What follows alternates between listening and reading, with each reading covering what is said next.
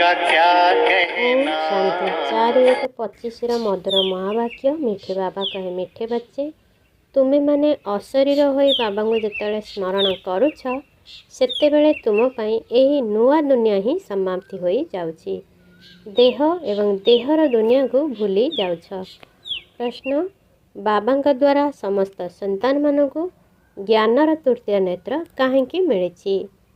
उत्तर, निजको आत्मा मने करी बाबा जीए एवं जेपरी अटंती तांकु सेही परी रूपरे स्मरण करिबा पई तृतीय नेत्र मिली।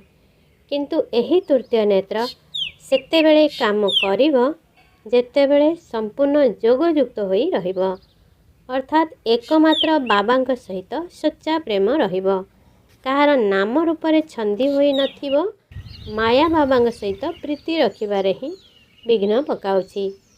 एथिरे ही पिला माने धोका खाउछंती। गीत मरना तेरी गली में। ओम शांति।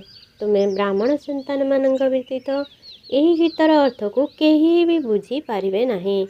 जेपरी वेदशास्त्र आदि रचना करिछंती किंतु जहा किछि भी पढ़ुछंती तार यथार्थ अर्थ को बुझी पारु नहांती। सेइथिपाई बाबा कहउछंती, मुमु ब्रह्मा मुख द्वारा सबु वेदशास्त्रर सार बुझाउछि। सेहीपरि एही गीतार अर्थ को मध्य केही बुझी पारिबे नाही। बाबा ही यार अर्थ बताउछंती। आत्मा जेतेबेले शरीररू अलगा हो जाए सेतेबेले दुनियार सारा संबंध टूटी जाए। गीतार अर्थ मध्य कहउछंती, निजको आत्मा भावी अशरीर होई बाबा को मने पकाओ, तेबे तुम पाई एही दुनिया समाप्त होई जिवो। एही शरीर एही पृथ्वी रे अछि। आत्मा एथिरु बाहरी गले पुणी सेही समय तांको निमंते जेपरी मनुष्य सृष्टि ही नहीं। आत्मा नंगी अर्थात अंग विहीन हो जाए। पुणी जेतेबेले शरीर रे प्रवेश करे सेतेबेले पाठ आरंभ हो जाए। पुणी गोटे शरीर छाड़ी अन्य शरीर जाए प्रवेश करे। मझिरे ब्रह्म महतत्व को फेरी जाई परिबो नहीं। अन्य शरीर भीतर को प्रवेश करिथाए। ताकू एही आकाश तत्वर ही पाठ बजाइबा को पड़ी थाए। ब्रह्म लोक को जीवार नहीं।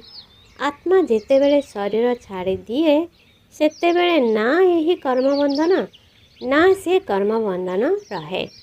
शरीर ही अलगा हो जाए। पुणी अन्य शरीर धारण करिले कर्मबंधन आरंभ हो जाए। यही कथा तुम मानक व्यतीत आउ कौनसी मनुष्य जानी नाहंती। बाबा बुझाउछंती, समस्ते बिल्कुल अबुझा अछंती किंतु निजको अबुझा बोली भाबु नाहंती। निजको बुद्धिमान भावुछंती। शांति पुरस्कार दे चलीछंती। एही कथा को तुमे ब्राह्मण कुलभूषण पिला माने भल भावरे बुझाई पारिबो। सेमाने तो जानी ही नाहंती जे शांति काहाकू कुआ जाउची। केही केही तो महात्मा मानक पाखकू जाई कहउचंती मनरे शांति किपरि हेबो। ए कथा कहउचंती जे विश्व शांति किपरि हेबो। एपरि कहिबे नाही कि निराकारी दुनिया रे शांति किपरि हेबो। ताहा तो हेउची शांति धाम। आमे आत्मा माने शांति धाम रे रहुचु किंतु एमाने तो मनर शांति कथा कहउचंती। सेमाने जानी नाहंती जे शांति किपरि मिलिबो। शांति धाम तो आमर घर अटे। एठारे शांति किपरि मिलिबो? हाँ, सत्य जुगरे सुख शांति संपत्ति सब किछि थाए। जेउ दुनियार स्थापना बाबा करुछंती एठारे तो केते अशांति अछि। ए सब कथा एबे तुमे पिला माने ही जानुछ। सुख शांति संपत्ति भारत रे थिला। सेही संपत्ति बाबांकर थिला एवं दुख अशांति कांगाल पणिया एही संपत्ति होची रावणर। ए सब कथा बेहेदर बाबा बसी संतान मानक बुझाउछंती। बाबा परम धाम निवासी ज्ञानर सागर अटंती, जे कि आमको सुख धामर संपत्ति देउछंती। से आम आत्मा मानक बुझाउछंती। एक कथा तो जानिछ जे आत्मा रे ही ज्ञान रहिछि। बाबा को ही ज्ञानर सागर कुहा जाउछि। सेही ज्ञानर सागर एही शरीर द्वारा विश्वर इतिहास भूगोल बुझाउछंती। विश्वर एक निर्दिष्ट आयुष मध्य थिबो ना। विश्व तो रही ना, केवल नुआ दुनिया एवं पुराना दुनिया को कहा जाउछि। ए कथा मध्य मनुष्य माने जानी नाहंती। नुआ दुनिया रो पुराना दुनिया हेबार କେତେ ସମୟ ଲାଗୁଛି? ତୁମେମାନେ ଜାଣିଛ କଳିଯୁଗ ପରେ ସତ୍ୟଯୁଗ ନିଶ୍ଚିନ୍ତ ଆସିବ। ସେଥିପାଇଁ କଳିଯୁଗ ଏବଂ ସତ୍ୟଯୁଗର ସଙ୍ଗମରେ ବାବାଙ୍କୁ ଆସିବାକୁ ପଡ଼ୁଛି। ଏ କଥା ମଧ୍ୟ ତୁମେ ଜାଣିଛ ଯେ ପରମପିତା ପରମାତ୍ମା ବ୍ରହ୍ମାଙ୍କ ଦ୍ୱାରା ନୂଆ ଦୁନିଆର ସ୍ଥାପନା ଶଙ୍କରଙ୍କ ଦ୍ୱାରା ବିନାଶ କରାଉଛନ୍ତି। ତ୍ରିମୂର୍ତ୍ତି ଅର୍ଥ ହେଉଛି ସ୍ଥାପନା ବିନାଶ ପାଳନା। ଏହା ବହୁତ ସାଧାରଣ କଥା ନା, କିନ୍ତୁ ଏଇ କଥା ସବୁ ତୁମେମାନେ ଭୁଲି ଯାଇଛ। ନଚେତ୍ ତୁମମାନଙ୍କ ଭିତରେ ବହୁତ ଖୁସି ରହୁଥାନ୍ତା। ନିରନ୍ତର ମନେ ରହିବା ଉଚିତ ବାବା ଆମକୁ ଏବେ ନୂଆ ଦୁନିଆ ପାଇଁ ଯୋଗ୍ୟ କରାଉଛନ୍ତି। ତୁମେ ଭାରତବାସୀ ହିଁ ଯୋଗ୍ୟ ହେଉଛ, ଆଉ କେହି ହୁଅନ୍ତି ନାହିଁ। ହଁ, ଯେଉଁମାନେ ଅନ୍ୟ ଅନ୍ୟ ଧର୍ମକୁ ଚାଲି ଯାଉଛନ୍ତି ସେମାନେ ଫେରିବେ, ପୁଣି ଏହି ଧର୍ମକୁ ଆସିଯିବେ। ଯେପରି ଅନ୍ୟ ଧର୍ମକୁ ଚାଲି ଯାଇଥିଲେ। ଏହି ସମସ୍ତ ଜ୍ଞାନ ତୁମମାନଙ୍କ ବୁଦ୍ଧିରେ ଅଛି। ମନୁଷ୍ୟମାନଙ୍କୁ ବୁଝାଇବାକୁ ହେବ ଯେ ଏହି ପୁରୁଣା ଦୁନିଆ ଏବେ ବଦଳିଛି। ମହାଭାରତ ଲଢ଼େଇ ମଧ୍ୟ ଲାଗିବ ନିଶ୍ଚିନ୍ତ। ବର୍ତ୍ତମାନ ହିଁ ବାବା ଆସି ରାଜଯୋଗ ଶିଖାଉଛନ୍ତି। ଯେଉଁମାନେ ରାଜଯୋଗ ଶିଖୁଛନ୍ତି ସେମାନେ ନୂଆ ଦୁନିଆକୁ ଚାଲିଯିବେ। ତୁମେ ସମସ୍ତଙ୍କୁ ବୁଝାଇ ପାରିବ ଯେ ଭଗବାନ ହିଁ ସର୍ବୋଚ୍ଚ ଅଟନ୍ତି। ପୁଣି ବ୍ରହ୍ମା ବିଷ୍ଣୁ ଶଙ୍କର ପୁଣି ଏଠାରେ ଅର୍ଥାତ୍ ସାକାର ସୃଷ୍ଟିରେ ମୁଖ୍ୟ ହେଲେ ଜଗତ ଅମ୍ବା ଜଗତ ପିତା। ବାବା ଏହି ଦୁନିଆକୁ ବ୍ରହ୍ମାଙ୍କ ଶରୀର ମାଧ୍ୟମରେ ଆସୁଛନ୍ତି। ପ୍ରଜାପିତା ବ୍ରହ୍ମା ତ ଏଠାରେ ଅଛନ୍ତି ନା। ବ୍ରହ୍ମାଙ୍କ ଦ୍ୱାରା ସ୍ଥାପନା ତ ସୂକ୍ଷ୍ମ ଲୋକରେ ହେବ ନାହିଁ ନା, ଏହିଠାରେ ହିଁ ହେଉଛି। ଏହି ବ୍ରହ୍ମା ହିଁ ବ୍ୟକ୍ତରୁ ଅବ୍ୟକ୍ତ ହେଉଛନ୍ତି। ରାଜଯୋଗ ଶିଖି ପୁଣି ବିଷ୍ଣୁଙ୍କର ଦୁଇ ରୂପ ହେଉଛି। ବିଶ୍ୱର ଇତିହାସ ଭୂଗୋଳ ବୁଝିବା ଦରକାର ନା, ମନୁଷ୍ୟ ହିଁ ବୁଝିବେ ଏବଂ ବିଶ୍ୱର ମାଲିକ ହିଁ ବିଶ୍ୱର ଇତିହାସ ଭୂଗୋଳ ବୁଝାଇ ପାରିବେ। ସେ ଜ୍ଞାନର ସାଗର, ପୁନର୍ଜନ୍ମ ରହିତ ଅଟନ୍ତି। ଏହି ଜ୍ଞାନ ଅନ୍ୟ କାହା ବୁଦ୍ଧିରେ ନାହିଁ। ପରଖିବାର ବୁଦ୍ଧି ମଧ୍ୟ ଦରକାର ନା। ଶୁଣୁଥିବା ଆତ୍ମାମାନଙ୍କ ବୁଦ୍ଧିରେ କିଛି ଧାରଣା ହେଉଛି ନା କେବଳ ଶୁଣୁଛନ୍ତି। ନାଡ଼ି ଦେଖିବା ଦରକାର। ଆଜମଲ ଖାଁ ନାମକ ଜଣେ ନାମୀ ଗ୍ରାମୀ ବୈଦ୍ୟ ଥିଲେ, ଯିଏକି ରୋଗୀକୁ ଦେଖିବା ମାତ୍ରେ ହିଁ ତାର ରୋଗ ବିଷୟରେ ଜାଣିପାରୁଥିଲେ। ଏବେ ତୁମମାନଙ୍କୁ ମଧ୍ୟ ବୁଝିବାକୁ ହେବ ଯେ ଏହି ଜ୍ଞାନକୁ ବୁଝିବା ପାଇଁ ଯୋଗ୍ୟ ଅଟନ୍ତି ନା ନାହିଁ। ବାବା ପିଲାମାନଙ୍କୁ ଜ୍ଞାନର ତୃତୀୟ ନେତ୍ର ଦେଇଛନ୍ତି, ଯାହାଦ୍ୱାରା ତୁମେ ନିଜକୁ ଆତ୍ମା ଭାବି ବାବା ଯିଏ ଏବଂ ଯେପରି ତାଙ୍କୁ ସେହି ରୂପରେ ମନେ ପକାଉଛ। କିନ୍ତୁ ଏପରି ବୁଦ୍ଧି ସେମାନଙ୍କର ହେବ ନାହିଁ। ସମ୍ପୂର୍ଣ୍ଣ ଯୋଗଯୁକ୍ତ ହୋଇଥିବେ, ଯାହାଙ୍କର ବାବାଙ୍କ ସହିତ ପ୍ରୀତି ବୁଦ୍ଧି ହୋଇଥିବ। ସମସ୍ତଙ୍କ ପ୍ରତି ପ୍ରୀତି ବୁଦ୍ଧି ହେବେ ନାହିଁ ନା, କାରଣ ପରସ୍ପର ନାମ ରୂପରେ ବାନ୍ଧି ହୋଇ ରହିଛନ୍ତି। ବାବା କହୁଛନ୍ତି ମୋ ସହିତ ପ୍ରୀତି ଲଗାଅନା। ମାୟା ଏମିତି ଯେ ବାବାଙ୍କ ସହ ପ୍ରୀତି ରଖିବାକୁ ଦେଉନାହିଁ। ମାୟା ମଧ୍ୟ ଦେଖିଥିବା ଯେ ମୋର ଗ୍ରାହକ ଚାଲିଯାଉଛି, ତେଣୁ ଏକଦମ ନାକ କାନରୁ ଧରି ନେଇଥାଏ। ପୁଣି ଯେତେବେଳେ ଧୋକା ଖାଆନ୍ତି ସେତେବେଳେ ବୁଝିଯାଅ ଯେ ମାୟା ଠାରୁ ଧୋକା ଖାଇଲୁ। ସେମାନେ ମାୟାଜିତ ଜଗଜିତ ହୋଇପାରିବେ ନାହିଁ, ଉଚ୍ଚ ପଦ ପାଇପାରିବେ ନାହିଁ। ଏଥିରେ ହିଁ ମେହନତ ରହିଛି। ଶ୍ରୀମତ କହୁଛି ମୋତେ ମନେ ପକାଇଲେ ତୁମର ବୁଦ୍ଧି ଯାହା ପତିତ ହୋଇଯାଇଛି ତାହା ପବିତ୍ର ହୋଇଯିବ। କିନ୍ତୁ କେତେକଙ୍କୁ ବହୁତ ମୁସ୍କିଲ ଲାଗୁଛି। ଏଥିରେ ଗୋଟିଏ ବିଷୟ ରହିଛି, ଅଲଫ ଏବଂ ବେ ଅର୍ଥାତ୍ ବାବା ଏବଂ ରାଜତ୍ୱ। ବାସ୍ ଦୁଇଟି ଅକ୍ଷର ମଧ୍ୟ ମନେ ରଖିପାରୁନାହାନ୍ତି। ବାବା କହୁଛନ୍ତି ଅଲଫକୁ ମନେ ପକାଅ, କିନ୍ତୁ ପିଲାମାନେ ନିଜର ଦେହକୁ ଅନ୍ୟର ଦେହକୁ ୟାଦ କରୁଛନ୍ତି। ବାବା କହୁଛନ୍ତି ଦେହକୁ ଦେଖୁଥିଲେ ମଧ୍ୟ ତୁମେମାନେ ମୋତେ ମନେ ପକାଅ। ମୋତେ ଦେଖିବା ଏବଂ ବୁଝିବା ପାଇଁ ଆତ୍ମାକୁ ଏବଂ ତୃତୀୟ ନେତ୍ର ମିଳିଛି। ତେଣୁ ତୃତୀୟ ନେତ୍ରକୁ କାର୍ଯ୍ୟରେ ଲଗାଅ। ତୁମେମାନେ ଏବେ ତ୍ରିନେତ୍ରୀ ତ୍ରିକାଳଦର୍ଶୀ ହେଉଛ, କିନ୍ତୁ ତ୍ରିକାଳଦର୍ଶୀ ମଧ୍ୟ କ୍ରମାନ୍ୱୟରେ ରହିଛନ୍ତି। ଜ୍ଞାନର ଧାରଣା କରିବା କୌଣସି ମୁସ୍କିଲ କଥା ନୁହେଁ। ବହୁତ ଭଲ ବୁଝୁଛନ୍ତି, କିନ୍ତୁ ଯୋଗ ବଳ କମ୍ ଅଛି। ଦେହୀ ଅଭିମାନୀ ପଣିଆ କମ୍। ଟିକିଏ କଥାରେ କ୍ରୋଧ ରାଗ ଆସିଯାଉଛି, ତଳକୁ ଖସି ଯାଉଛନ୍ତି। ଉଠୁଛନ୍ତି ପୁଣି ପଡ଼ୁଛନ୍ତି, ଆଜି ଉଠିଲେ କାଲି ପୁଣି ପଡ଼ିଯାଉଛନ୍ତି। ମୁଖ୍ୟ ହେଲା ଦେହ ଅଭିମାନ, ପୁଣି ଅନ୍ୟ ସବୁ ବିକାର ଲୋଭ ମୋହ ଆଦିରେ ଫସି ରହୁଛନ୍ତି। ଦେହରେ ମଧ୍ୟ ମୋହ ରହିଥାଏ ନା, ମାତାମାନଙ୍କର ମୋହ ଅଧିକ ରହିଥାଏ। ଏବେ ବାବା ଆସି ସେଥିରୁ ମୁକ୍ତି କରାଉଛନ୍ତି। ତୁମମାନଙ୍କୁ ଅବିନାଶୀ ବାବା ମିଳିଛନ୍ତି, ପୁଣି ମୋହ କାହିଁକି ରଖୁଛ? ସେ ସମୟରେ ଚେହେରା ଏବଂ କଥାବାର୍ତ୍ତା ହିଁ ମାଙ୍କଡ଼ ସଦୃଶ ହୋଇଯାଇଥାଏ। ବାବା କହୁଛନ୍ତି, ନଷ୍ଟ ମହା ହୋଇଯାଅ, ନିରନ୍ତର ମୋତେ ମନେ ପକାଅ। ମୁଣ୍ଡ ଉପରେ ବହୁତ ପାପର ବୋଝ ରହିଛି, ତାହା କିପରି ଓହ୍ଲାଇବ? କିନ୍ତୁ ମାୟା ଏପରି ଯେ ୟାଦ କରିବାକୁ ଦେଉନାହିଁ। ଯେତେ ମୁଣ୍ଡ ପିଟିଲେ ମଧ୍ୟ ବାରମ୍ବାର ବୁଦ୍ଧିକୁ ଭ୍ରମିତ କରିଦେଉଛି। କେତେ ଚେଷ୍ଟା କରୁଛନ୍ତି, ଆମେ ସବୁଠାରୁ ପ୍ରିୟ ବାବାଙ୍କର ହିଁ ମହିମା କରୁଥିବା। ବାବା ବାସ୍ ଆପଣଙ୍କ ପାଖକୁ ହିଁ ଯାଉଛି, କିନ୍ତୁ ଭୁଲି ଯାଉଛନ୍ତି, ବୁଦ୍ଧି ଅନ୍ୟ ଆଡ଼କୁ ଚାଲି ଯାଉଛି। ଇଏ ବ୍ରହ୍ମା ପ୍ରଥମ ନମ୍ବରରେ ଆସୁଥିବା ଆତ୍ମା ମଧ୍ୟ ପୁରୁଷାର୍ଥୀ ଅଟନ୍ତି ନା। ପିଲାମାନଙ୍କ ବୁଦ୍ଧିରେ ଏହି କଥା ମନେ ରହିବା ଉଚିତ ଯେ ଆମେ ଈଶ୍ୱରୀୟ ଛାତ୍ର ଅଟୁ। ଗୀତାରେ ମଧ୍ୟ ଅଛି, ଭଗବାନ ଉବାଚ, ମୁଁ ତୁମକୁ ରାଜାମାନଙ୍କର ରାଜା କରୁଛି। କେବଳ ଶିବଙ୍କ ବଦଳରେ କୃଷ୍ଣଙ୍କର ହିଁ ନାମ ଲେଖିଦେଇଛନ୍ତି। ବାସ୍ତବରେ ଶିବଙ୍କ ଜୟନ୍ତୀ ସମଗ୍ର ଦୁନିଆରେ ପାଳନ କରାଯିବା ଉଚିତ। ଶିବ ବାବା ସମସ୍ତଙ୍କୁ ଦୁଃଖରୁ ମୁକ୍ତି କରି ଗାଇଡ଼ ହୋଇ ନେଇଯାଉଛନ୍ତି। ଏକଥା ସମସ୍ତେ ମାନୁଛନ୍ତି ଯେ ଈଶ୍ୱର ଲିବରେଟର ଅର୍ଥାତ୍ ମୁକ୍ତିଦାତା, ଗାଇଡ଼ ଅର୍ଥାତ୍ ପଥ ପ୍ରଦର୍ଶକ। ସମସ୍ତଙ୍କର ପତିତ ପାବନ ତ ବାବା ଅଟନ୍ତି, ଆଉ ସମସ୍ତଙ୍କୁ ସୁଖଧାମ ଶାନ୍ତିଧାମକୁ ନେଇଯାଉଛନ୍ତି। ତେବେ ତାଙ୍କ ଜୟନ୍ତୀ କାହିଁକି ପାଳନ କରୁନାହାନ୍ତି? ଭାରତବାସୀ ହିଁ ପାଳନ କରୁଛନ୍ତି, ସେଥିପାଇଁ ଭାରତର ଏହି ଗତି ହୋଇଚାଲିଛି। ମୃତ୍ୟୁ ମଧ୍ୟ ଦୁର୍ଗତିରୁ ହିଁ ହୋଇଥାଏ। ସେମାନେ ତ ଏପରି ବୋମା ତିଆରି କରୁଛନ୍ତି ଯେଉଁଥିରୁ ଗ୍ୟାସ୍ ବାହାରିବା ମାତ୍ରେ ସମସ୍ତେ ଶେଷ ହୋଇଯିବ, ଯେପରି କ୍ଲୋରୋଫର୍ମ ଏକ ରାସାୟନିକ ବିଷାକ୍ତ ଗ୍ୟାସ୍ ଲାଗିଯାଇଥାଏ। ଏସବୁ ମଧ୍ୟ ତାଙ୍କୁ ତିଆରି କରିବାକୁ ହେବ। ବୋମା ତିଆରି ବନ୍ଦ ହେବା ଅସମ୍ଭବ।